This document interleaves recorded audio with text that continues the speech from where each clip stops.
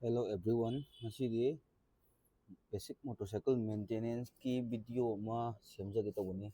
Do ngasije gari gi chain sprocket se itang sengdoke tawani. Around 500 kilometers manung dum sengo haibane.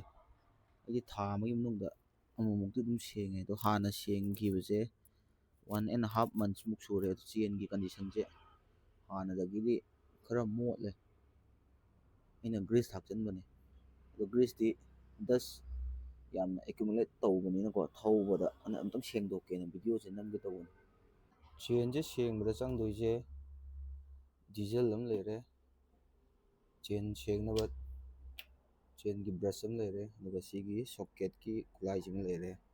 ꯑꯗꯣ ꯑꯩꯈꯣꯏꯅ ꯑꯍꯥꯟꯕ ꯍꯟꯗꯣꯏꯁꯦ ꯁꯤꯒꯤ front ꯁ꯭ꯄ꯭ꯔꯣꯀꯦꯠꯀꯤ ꯀꯣꯚꯔꯁꯦ ꯁꯤꯗ screw 1 2 3 4 ꯁꯤꯒꯤ ꯁꯀ꯭ꯔꯨ ꯃꯔꯤꯁꯦ ꯍꯥꯟꯅ ꯍꯟꯗꯣꯏꯅꯦꯕꯀꯣ. ꯑꯗꯣ ꯁꯤꯁꯦ 8mm ꯒꯤ ꯁ꯭ꯄꯦꯅꯔꯅ ꯍꯟꯒꯗꯕꯅꯤ.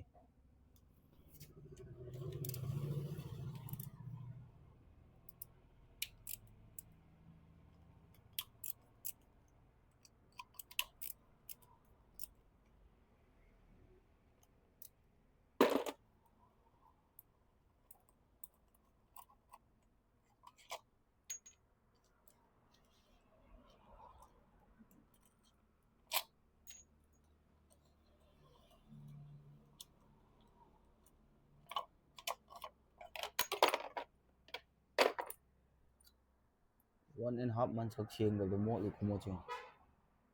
ꯁꯤꯁꯦ ꯍꯥꯟꯅ ꯗꯤꯖꯜꯅ ꯀꯥꯞꯄꯒ ꯁꯦꯡꯒꯗꯣꯏꯅꯤ. ꯐꯥꯔꯁ ꯔꯥꯎꯟꯒꯤ ꯆꯦꯟ ꯁꯦꯡꯕ ꯂꯣꯏꯔꯦ, ꯑꯗꯨꯒ ꯑꯃꯨꯛ ꯁꯦꯀꯦꯟ ꯔꯥꯎꯟꯒꯤ ꯑꯃꯨꯛ ꯗꯤꯖꯜꯁꯦ ꯀꯥꯞꯄꯦꯀꯣ. ꯑꯩꯈꯣꯏꯅ ꯁꯦꯡꯗꯣꯛꯈꯤꯕ ꯄꯣꯠꯇꯣ ꯑꯗꯨꯗ ꯅꯧꯅ ꯑꯃꯨꯛ ꯀꯥꯞꯁꯤꯜꯂꯒꯗꯤ ꯃꯥꯒꯤ ꯑꯃꯣꯠꯄꯗꯣ ꯃꯆꯨꯝꯗꯣ ꯇꯥꯔꯛꯏꯗꯅꯀꯣ. ꯌꯥꯝ ꯇꯥꯔꯛꯏꯗꯣ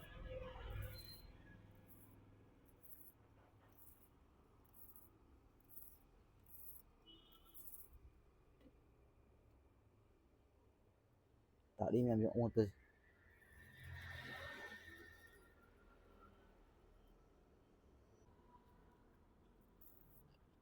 ꯉꯁꯥꯏ ꯑꯩꯅ ꯁꯦꯡꯗꯣꯛꯈꯤꯕꯗꯣ ꯀꯌꯥꯝ ꯃꯣꯠꯀꯦ.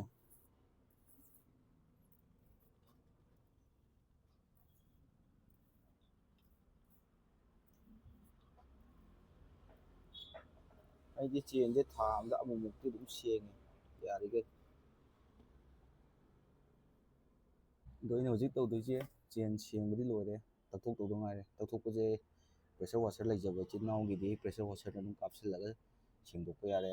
ꯑꯗꯨꯒ ꯄ꯭ꯔꯦꯁꯔ ꯋꯥꯁꯔ ꯀꯥꯞꯄ ꯂꯣꯏꯔꯕ ꯃꯇꯨꯡꯗ ꯆꯦꯟꯁꯦ ꯑꯗꯨꯝ 2-3 ꯑꯋꯥꯔꯁ ꯀꯪꯍꯟꯕꯤꯔꯣ, ꯑꯗꯨꯒ ꯆꯦꯟ ꯂꯤꯞ ꯇꯧꯕꯤꯔꯒ ꯌꯥꯔꯦ.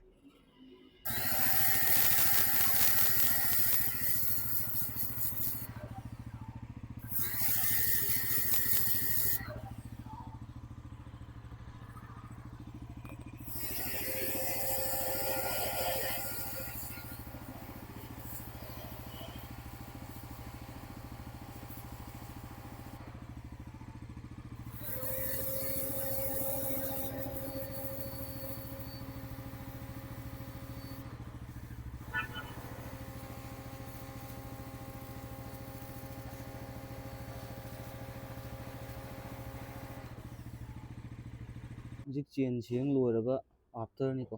ꯆꯦꯟꯁꯦ ꯀꯌꯥꯝ ꯂꯪꯉꯦ. ꯑꯗꯨ ꯇꯩꯊꯣꯛꯑꯅꯤ. ꯇꯩꯊꯣꯛ ꯂꯣꯏꯔ ꯃꯇꯨꯡꯗ ꯆꯦꯟꯁꯦ ꯄꯨꯡ 2-3ꯃꯨꯛ ꯀꯪꯍꯜꯂꯅꯦꯕꯀꯣ. ꯀꯪꯍꯜ ꯂꯣꯏꯔꯀꯥꯟꯗ ꯆꯦꯟ ꯁ꯭ꯄ꯭ꯔꯦ ꯀꯥꯞꯀꯗꯣꯏꯅꯤ. ꯑꯗꯣ ꯋꯥꯇꯔ ꯁ꯭ꯄ꯭ꯔꯦ ꯂꯩꯇꯕ ꯀꯥꯡꯕꯨꯒꯤꯗꯤ ꯑꯗꯨꯝ ꯇꯦꯞ ꯋꯥꯇꯔꯅ ꯇꯧꯔꯒ ꯁꯦꯡꯗꯣꯛꯑꯁꯨ ꯌꯥꯕꯅꯤꯀꯣ. ꯁꯤꯅ ꯁ꯭ꯄ꯭ꯔꯦ ꯈꯤꯇꯪ ꯀꯟꯕꯅꯤꯅ ꯑꯃꯣꯠꯄꯗꯣ ꯊꯨꯅ ꯆꯠꯂꯛꯇꯣ. ꯑꯣꯔꯤꯡꯗꯣ ꯁꯤꯗ ꯂꯩꯔꯦꯗꯣ.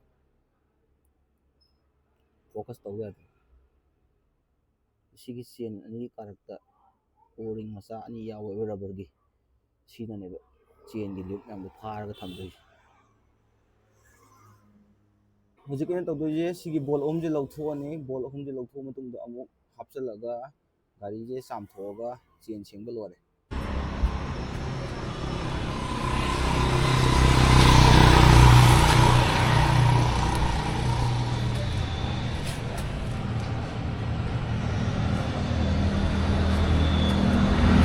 ꯃꯁꯤꯒꯤ ꯚꯤꯗꯤꯑꯣꯁꯤꯗꯤ ꯁꯤꯅ ꯂꯣꯏꯁꯤꯜꯂꯒꯦ ꯆꯦꯟ ꯁꯦꯡꯕꯁꯤꯅ.